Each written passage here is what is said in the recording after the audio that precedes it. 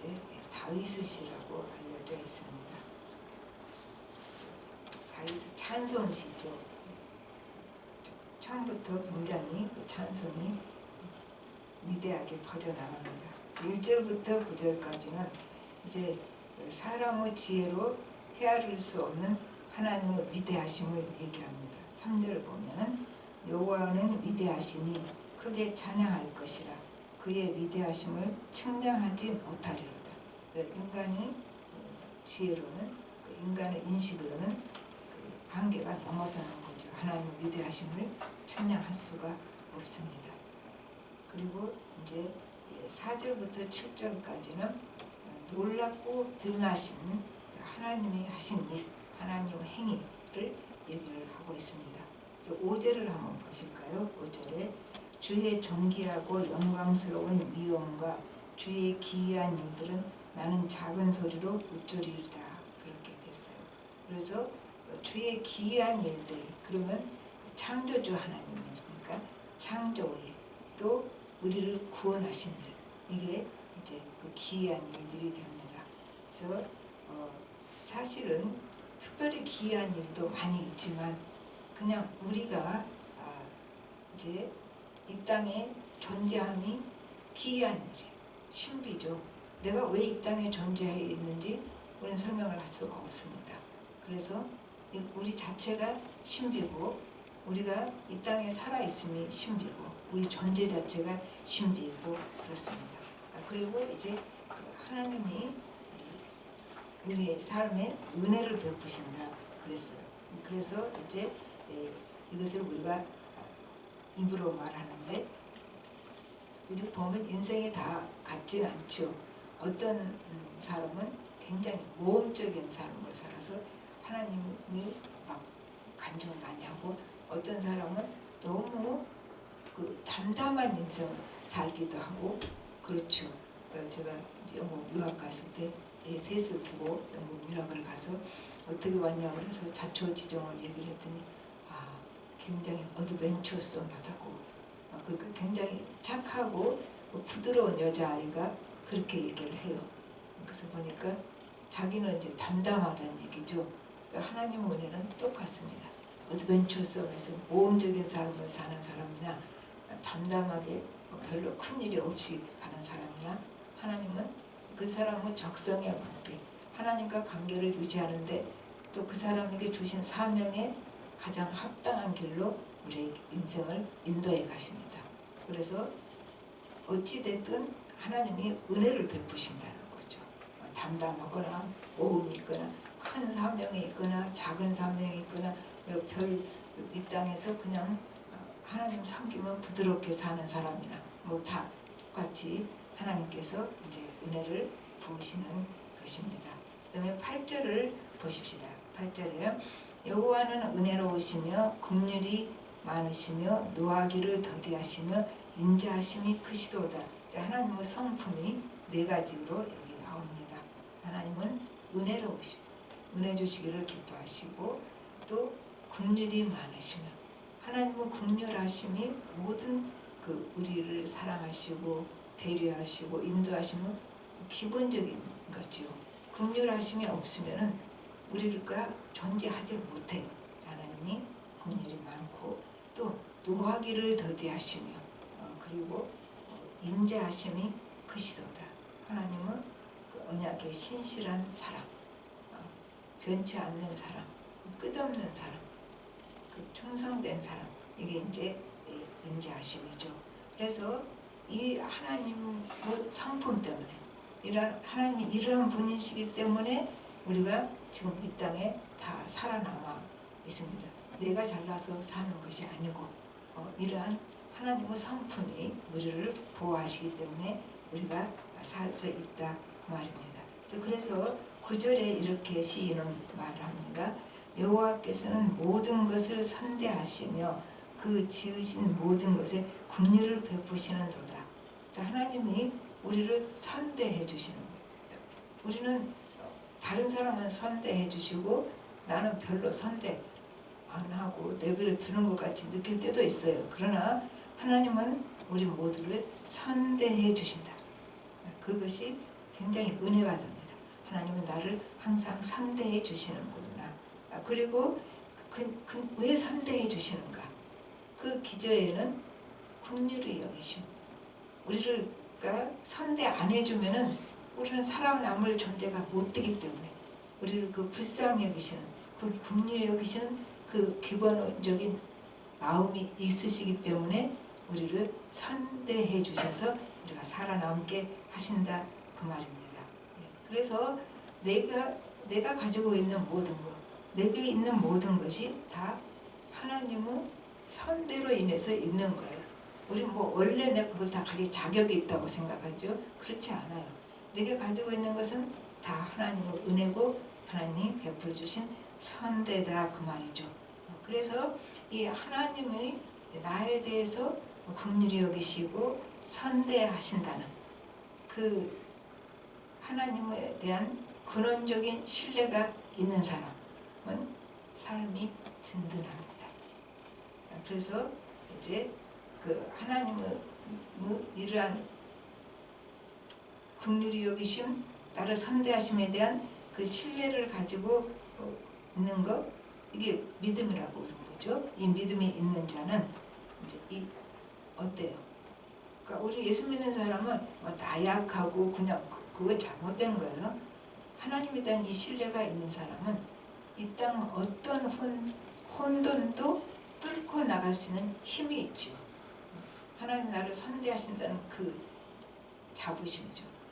나는 부족하고 못났지만 하나님 나를 언제나 긍휼히 여기시고 선대해 주신다는 이 확실한 하나님의 성품에 대한, 하나님의 나에 대한 그 인자하심에 대한 이 신뢰와 믿음을 가지고 가는 사람은 이 땅에 어떤 혼돈도 뚫고 나갈 수 있는 강력한 힘이 있는 거예요. 그래서 이 땅에서 가장 강한 자가 누구냐? 크리스찬이죠. 우리가 그걸 크리스찬이 더 힘이 없다고 생각해요. 아니죠. 하나님을 신뢰하는데 어떻게 크리스찬이 힘이 없을 수 있습니까? 예수 안 믿는 사람도 뚫고 가는 혼돈, 어려운 일을 크리스찬이 왜 못 뚫고 가요? 그건 말이 안 되는 거예요. 그러니까 크리스찬이 훨씬 더 강한 사람이다 그 말이죠. 그 하나님에 대한 신뢰 때문에, 또 하나님 우리 돌보심 때문에. 그 다음에 이제 10절부터 13절까지는 하나님의 통치가 이루어지는 하나님 나라 얘기가 나옵니다. 13절 한번 보십시오. 주의 나라는 영원한 나라이니 주의 통치는 대대에 이르리다. 그러니까 어떻게 해요? 하나님의 통치는, 하나님 나라는 하나님이 통치하는 것이고, 여기서 볼 때 하나님의 통치는 대대에 이르신다. 그 말은 시간과 공간을 초월해서 영원부터 영원까지 이제 온 우주에서 이루어진다. 이게 하나님의 통치예요. 하나님 나라의 특징이 하나님 나라가 통치하시는 것이고, 하나님 나라의 통치가 미치지 않는 것은 없다. 그리고 미치지 않는 시간도 없다. 미치지 않는 공간도 없다. 시간과 공간을 다 망라해서 하나님이 통치하시고 그 통치가 이루어지고 있다 그 말입니다. 그리고 이제 우리가 사는 이 세상, 또 저 세상, 오는 세상, 이 세상 저 세상 모두를 다 아우르고 있는 것이 하나님 나라예요. 그리고 그 하나님 나라의 통치는 다 아울러서 지금 통치하고 계신다는 얘기입니다. 그리고 이제 14절부터 20절까지는 추상적으로 얘기를 안 해요. 하나님의 사랑의 통치가 구체적으로 설명이 됩니다. 어떻게 이루어지는지. 이제 14절 보십시다. 14절 여호와께서는 모든 넘어지는 자들을 붙드시며 비굴한 자들을 일으키시는도다. 조금 번역이 우리가 듣기 거북하죠. 그래서 새 번역을 가져왔습니다. 넘어지는 피조물을 모두 붙들어 주시며 짓눌린 모든 사람을 일으켜 세우신다. 그런 거예요. 여기서. 그러니까 연약하고 약해서 꺾이는 자, 그러면 어떻게 해요? 세상이 연약해서 약해서 꺾이는 자를 세상 사람들이 이렇게 세워줍니까? 아니죠. 세상은 그러면 이런 자를 더 무시해. 그리고 방치해두고 더 심하면 더 짓밟아버려. 쟤는 무시해도 될 사람, 내가 좀 짓밟아도 되는 사람, 그게 세상이에요. 그러나 하나님은 이 14절 얘기가 불쌍히 여기시고 일으켜 세우십니다. 아무리 못나서 힘이 없어서 부족해서 쓰러진 자 하나님은 내버려 두시지 않고 일으켜 세우신다. 이제 그 말이 됩니다. 그게 하나님이 사랑으로 통치하시는 거죠. 그게 이미 하나님 나라는 이 땅에서 하나님 통치가 이루어져 가고 있는 거예요.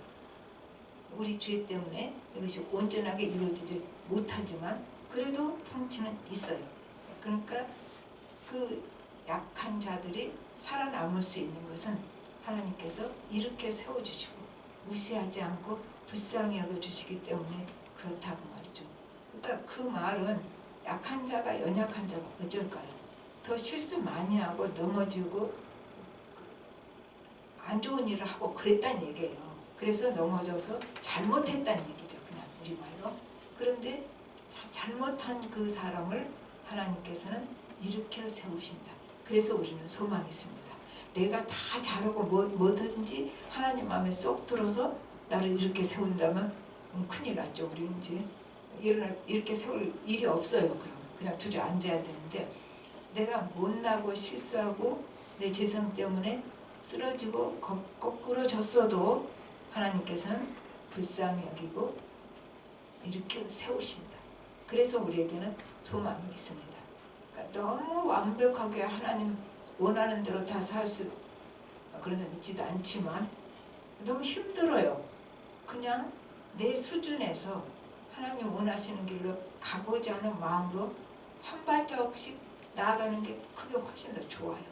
뭐 우리가 그렇게 하룻밤에 완벽한 사람으로 변합니까? 근데 그걸 너무 자신에게 요구하고 전혀 안 되니까 오히려 더 낭망하고 전혀 안 되니까 그냥 위선 떨고 좋지 않잖아요. 그러니까 우리가 그 부족함 넘어지고 쓰러질 수밖에 없는 내 못남을 인정하고 내가 그래도 주를 향해 사랑하는 마음으로 주를 향해서 한 걸음씩 조금씩 나아가는 거 그게 우리에게는 더 훨씬 좋습니다. 그러니까 한꺼번에 다 이루려고 너무 거룩해지려고 우리는 그렇게 거룩한 사람이 아닌데 모든 것에 하나님이 원하시는 그 거룩 그 자체로 내가 변하겠다고 너무 경건도요 자기 수준에 맞춰서 욕심을 부려야 돼요. 너무 그렇게 하면은 사람 자체가 이상해져. 그러니까 자기 수준에서 조금씩 나아가는 거, 자기 수준에서 변화되는 거. 한꺼번에 많이 변화될 수 있잖아. 그러나 그게 완벽할 수는 없다는 거죠. 그러니까 자기에 대해서 너무 많이 요구하지 말자는 얘기예요. 그냥 자기를 인정하자는 얘기죠. 그리고 이제 15절부터 16절까지는 주를 앙망하는 자에게는 때를 따라 먹을 것 주신다. 다른 생물까지도 하나님께서 다 먹여 살리신다. 그 얘기가 나오고요. 그다음에 18절을 봅시다. 18절하고 19절은 연결되어 있어요. 그러니까 18절 여호와께서는 자기에게 간구하는 모든 자 곧 진실하게 간구하는 모든 자에게 가까이 하시는도다. 바로 이 사람이 누구냐면 19절 그 사람이에요. 그는 자기를 경외하는 자들의 소원을 위에 진실하게 간구하는 자나 하나님을 경외하는 자 같잖아요. 이 사람들은 어떻게 하냐? 소원을 이루시며 또 그들의 부르짖음을 들으사 구원하시리로다. 참 좋지요. 18절과 19절은 우리에게 굉장히 소망을 주십니다. 그러니까 진실하게 간구하는 자는 하나님께 가까이 계신다. 그렇게 됐죠. 18절에 내가 간구할 때 하나님이 가까이 계신다. 또 진지하게 간구할 때 하나님은 가까이 계신다. 그래서 우리는 진지하게 간구하는 것 자체가 이미 복받은 상태예요. 복받아가는 과정의 일부고 이미 복이 시작된 사람이죠. 하나님 가까이 계시기 때문에 그렇습니다. 그러니까 하나님이 그러면 이걸 하나님께 가까이 가는 자에 대한 가장 큰 보상은 무엇일까? 하나님께 가까이 갔으니까 세상에서 내가 원하는 거 다 거머쥐게 해요. 뭐 그럴 수도 있겠죠. 그러나 하나님께 가까이 가는 자에 대한 가장 큰 보상은 하나님께서 더 가까이 다가오신다는 얘기죠. 그래서 하나님과 관계가 더 밀착되는 거죠. 그게 가장 큰 보상이 될 수가 있습니다. 그리고 이제 그렇게 되면은 사람도 같이 있으면 내 마음이 평강이 흘러 들어오는 사람이 있어요. 그런데 하물며 하나님이 가까이 다가오시면 우리 마음에 얼마나 큰 평강과 기쁨이 흘러 들어오겠습니까? 그런데 누구에게 하나님이 가까이 계신다고요? 진실하게 간구하는 자. 그러니까 진실하게 간구하는 것 자체가 이미 복받은 상태다. 그리고 복받은 과정이다. 더 큰 복을 받는 과정이다. 그렇게 말할 수밖에 없습니다. 그리고 이제 그 사람이 누구냐? 하나님을 경외하며 부르짖는 자. 19절에 그러니까 이거죠. 그러니까 하나님을 경외하며 부르짖는 자가 진실하게 간구하는 자죠. 그러니까 하나님을 경외해서 부르짖는 자는 이제 경외하면서 하나님을 부르짖을 때 어떤 현상이 일어나는가? 내 문제를 하나님 눈으로 볼 수 있게 되는 거죠. 그리고 하나님의 관점으로 내 문제를 해석할 수 있게 되는 거죠. 그리고 그렇게 되면 하나님에 대한 신뢰가 있으니까 기다릴 수 있습니다. 신앙은 평생을 기다리는 것 같아요. 이거 기다리다 또 저거 기다리다 계속. 그런데 기다릴 수 있는 힘이 생기는 거죠. 그리고 이제 그 기다리면서 내 소원이 하나님 뜻에 계속 맞춰져 가기 때문에 하나님이 소원을 이루어주신다고 했어요. 19절 한번 보십시오. 그는 자기를 경외하는 자들을 소원을 이루시며, 그렇죠? 또 그들을 부르짖음을 들으사 구원하시리로다. 그리고 내가 당하고 있는 이 고생에서 건져주신다. 그 얘기를 하고 있습니다. 20절, 20절 보십시다. 여호와께서 자기를 사랑하는 자들은 다 보호하시고 악인들은 다 멸하시리로다. 자, 하나님을 사랑하는 자는 이웃을 사랑하지요. 요한일서 4장 20절 21절 보면은 누구든지 하나님을 사랑하노라 하고 그 형제를 미워하면 이는 거짓말하는 자니 보는 바 그 형제를 사랑하지 아니하는 자는 보지 못하는 바 하나님을 사랑할 수 없느니라. 우리가 이 계명을 주께 받았나니 하나님을 사랑하는 자는 또한 그 형제를 사랑할지니라. 그렇게 말을 하고 있습니다. 그래서 하나님을 사랑하는 자는 바로 이웃을 사랑하는 자고, 또 하나님께 다가가는 자는 이웃에게 나아가는 자. 예수 잘 믿겠다가 다 차단시키고 혼자 잘 믿어. 이거 잘못된 거예요. 예수를 잘 믿는 사람은 다른 사람에게 나아가는 사람이고, 하나님께 가까워지는 사람은 이웃과도 가까워집니다. 혼자 예수 잘 믿어서, 예수는 혼자 믿는 거 아닙니다. 같이 믿는 거. 그래서 교회 공동체가 있는 거죠. 혼자 잘 믿는 것이 제일 중요하다면은, 그리고 그거로 다르면은 교회 공동체가 있을 필요가 없어요. 혼자 믿으면 되잖아요. 근데 그게 아니에요. 같이 있으면서 우리가 부딪히고 마찰하고 그러면서 이웃과 관계 속에서 하나님과 더 가까워지고 이렇게 돼가는 거죠. 그러니까 예수는 혼자 못 믿는다. 같이 믿는 거다. 우리가 이걸 확실하게 해야 돼요. 그리고 이제 여기서 20절에서는 뭐라고 했어요? 하나님을 사랑하는 자는 다 보호해 주신다고 그랬어요. 하나님을 사랑하는 자는 다 보호해 주시고 또 악인들은 멸하신다. 그러니까 악인들은 여기서 하나님을 인정하지 않는 자들이 악인입니다. 그래서 우리가 꼭 그 원수 갚으려고 애쓸 필요 하나도 없어요. 우리 로마서 12장에도 나온 것처럼 원수 갚는 것이 하나님께 있어요. 나한테 있는 게 아니라. 그래서 원수 갚으려고 애쓰는 건 다 헛수고고 하나님 기뻐하시지 않는 거죠. 원수 갚는 것은 하나님께 있으니까 이제 그 원수에 대해서는 하나님께 맡기고 그것 때문에 애태울 필요가 없다는 거죠. 맡겼으니까요. 그리고 이제 21절에는 내 입이 여호와의 영예를 말하며 모든 육체가 그의 거룩하신 이름을 영원히 성축할지로다. 앞으로도 하나님에 대한 찬양을 이제 약속하고 있는 거죠. 그래서 찬양은 어쩌면 하나님을 사랑한다는 그 표현은 적극적이고 능동적인 행위 아닌가, 그 생각을 해요. 찬양은 이렇게 손들고 혼자 찬양하니까 굉장히 수동적 같지만은 그게 사랑의 표현이잖아요. 하나님에 대한. 그러니까 적극적이고 능동적인 행위이고, 그래서 찬양은 힘이 있습니다. 느헤미야서 8장 2절에서는 여호와를 기뻐하는 것이 너희 힘이라 그랬거든요. 근데 찬양도 똑같아. 우리가 하나님을 찬양하는 것이 우리의 힘입니다. 말씀을 맺어봅시다. 이제 엄마와 애착 관계가 잘 형성되면 아이가 심리적으로 안정되어 있어요. 그래서 엄마 그 사정거리 안에서 잘 놉니다. 그런데 그와 똑같은 이치를 생각해 볼 수 있어요.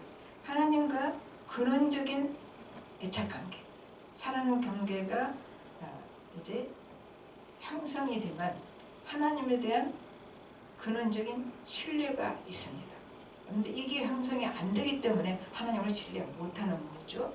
그래서 이게 안 된 사람은 조그만 일에도 안절부절하고 어두방정을 떠는 거죠. 그러나 하나님과 사랑 관계, 애착 관계가 잘 형성된 사람은 하나님에 대한 근본적인 신뢰가 있기 때문에 그 조그만 일에 그렇게 안절부절하지 않는다, 그 말이죠. 그리고 이제 이 사람은 하나님과 사랑 관계가, 애착 관계가 잘 형성되어 있는 사람은 신앙이 안정되어 있어요. 볼 때. 그래서 그 안정되어 있는 사람은 어떤 것도 우리가 신뢰할 수가 있죠. 그 신앙이 안정되어 있는 사람, 굉장히 신앙이 좋아 보이는 사람도 우리가 신뢰하기 어려운 사람 있잖아요. 그거는 그 기본적인 하나님과 사랑의 관계가 잘 형성이 안 돼서 그렇다고 볼 수가 있죠. 그리고 이제 하나님과 사랑의 관계가 잘 형성되어서 안정되어 있는 사람은 현실적인 장애물 다 있죠. 현실적인 장애물, 어려움도 이제 하나님을 붙잡고 뚫고 나가는, 그걸 건너가는 그런 저력이 있는 거예요. 그러니까 그게 굉장히 중요하죠. 사람도 부드럽고 그냥 약해 보여도 그 엄마와 애착 관계가 어려서부터 잘 된 사람은요, 힘이 있어요. 보면 삶의 힘이 하물며 하나님과 사랑 관계와 애착 관계가 잘 형성된 사람은 이제 어떠한 어려움도 안정돼 있고 보기 유약해 보여도 유약한 게 아니라는 얘기죠. 힘을 써야 할 때는 가장 강하고 끈질기게 현실의 어려움을 능히 건너갈 수 있다는 얘기입니다. 그러니까 우리는 이거 보고 뭐라 그래? 신앙의 저력, 신앙의 저력이 있어야 되잖아요. 그래서 이제 그러지 않을 때 은혜가 임하면은 하나님 다 사랑하는 거죠. 내 모든 걸 다 드리겠습니다. 내가 정말 주님 뜻대로 살겠습니다. 그래서 자기 마음에 그런 마음이 있죠. 그 은혜를 받아서. 그래서 남 보기에도 믿음이 좋아 보이는데 조금 힘들고 어려운 일이 생기면은 쌩 하고 하나님으로부터 돌아섭니다. 여기 신앙이 안정돼 있지 않는 거예요. 그러면 이 사람 우리가 신뢰할 수 있습니까? 신뢰할 수가 없는 거죠. 금방 뜨거워져서 그냥 하나님을 위해서 뭐든지 할 것 같다가 조금 수틀리면 쌩 하고 돌아서는 사람, 이거 안정돼 있지도 않고 이 사람을 우리가 신뢰할 수가 없다, 그 말이죠. 그러니까 우리는 근본적인 하나님과 그 사랑의 관계, 애착 관계가 제대로 돼 있어야 돼요. 그래야 신앙이 안정돼 있고 하나님도 그런 사람을 신뢰할 수가 있어요. 일을 맡길 수가 있잖아요. 너는 믿음은 굉장히 좋아하는데 내가 내 일을 맡길 수가 없다. 그렇게 오두방정하더니 어떻게 맡기겠냐. 이러면 안 된다. 그 신앙이 안정돼 있는 사람이 하나님도 신뢰할 수 있고 우리도 신뢰할 수 있고 또 그런 사람은 어떠한 난관도 극복할 수 있다, 그 말입니다. 예. 히브리서 11장 6절에 보면 믿음이 없이는 하나님을 기쁘시게 하지 못하나니 하나님께 나아가는 자는 반드시 그가 계신 것과 또한 그가 자기를 찾는 자들에게 상 주시는 이심을 믿어야 할지니라. 하나님은 상 주시기를 좋아하시고 하나님은 상 주시기를 기뻐하시고 그래서 우리가 하나님을 신뢰하고 기본적으로 하나님과 사랑 관계가 형성된 자에 대한 하나님이 주시는 상은 무엇일까요? 그거는 하나님을 더 잘 믿는 거죠. 우리 믿음에 대한 보상은 어쩌면 하나님을 더 잘 믿는 거죠. 그리고 또 뭘까요? 하나님을 사랑하는 데 대한 보상. 하나님을 사랑했지 내 세상 것 네가 원하는 것 다 손에 쥐어주면 그거보다는 그거 줄 수도 있어요. 하나님 뜻이면은. 근데 그거보다는 하나님을 사랑하는 자에 대한 보상은 하나님을 더 사랑할 수 있게 해주시는 거죠. 그게 가장 큰 보상이죠. 그러니까 믿음에 대한 보상은 더 큰 믿음 주시는 것이고 하나님을 사랑하는 것에 대한 보상은 더 하나님을 사랑할 수 있게 해주신다 그 말입니다. 그래서 이제 이 사람은 하나님을 이렇게 갈망하는 사람은 내게 주신 인생, 내게 주신 사명 감당할 수 있죠. 하나님을 진짜 사랑하는 사람, 그런 사람은 내게 주신 인생 잘 살아낼 수 있어요. 진짜로 하나님을 사랑하는 사람은 내게 주신 사명 감당해낼 수 있어요. 뭐 때문에? 사랑 때문에. 내가 하나님을 사랑하는데 하나님이 이걸 나도록 하라고 원하시는데 왜 안 해요? 말이 안 되는 거죠. 그 사랑 안 하는 거지. 진짜 하나님을 사랑하는 사람은 뭐든지 하나님이 하라고 하신 일 나는 능력 없어도 일단 감당합니다. 왜냐하면 하나님 하라고 하셨으니까 하는 거예요. 나는 할 수가 없는 거 알면서도. 그럴 때 어떻게 해요? 하나님이 할 수 있게 해주시는 거죠. 그래서 누가복음 9장 23절에 보면 날마다 자기를 부인하고 자기에게 주어진 십자가를 지고 주님을 따르라고 그랬잖아요. 그러니까 이렇게 하나님과 사랑의 관계가 형성된 자, 그리고 하나님을 진정으로 사랑하는 자는 날마다 한 번 자기 부인하기는 좀 쉬워요. 근데 날마다 매 순간마다 자기를 부인하고 자기에게 주어진 십자가를 지고 주님을 따를 수 있는 새 힘을 하나님께서 주시는 거예요. 이 사람 하나님을 사랑하는 사람에게. 네, 그래서 이제 이사야서 40장 31절로 말을 맺어봅시다. 오직 여호와를 앙망하는 자는 새 힘을 얻으리니 독수리가 날개치며 올라감 같을 것이요 다른 박질하여도 공비하지 아니하겠고 걸어가도 피곤하지 아니하리로다.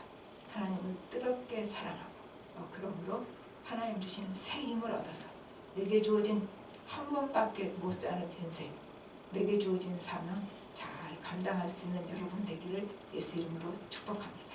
네, 다 같이 기도하겠습니다. 하나님 아버지, 주님 은혜를 감사를 드립니다. 하나님은 우리를 사랑하십니다.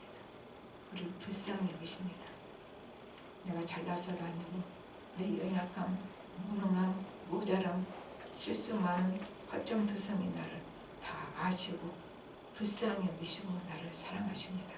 그 하나님에 대한 사랑을 우리가 온전히 받아들이고 우리가 하나님을 사랑할 수 있게 해주셔서 하나님과 내가 정말로 사랑의 관계가 온전하게 형성되고 하나가 되는 아름다운 사랑의 관계가 되어서 우리 인생이 하나님과 동행함으로 하나님 주신 능력과 지혜로 하나님 주신 그 사랑의 힘으로 내게 주신 인생 잘 살아내고 내게 주신 사명 잘 감당해낼 수 있는 우리 모두가 되게 하여 주시옵소서. 모든 말씀 예수님으로 기도합니다.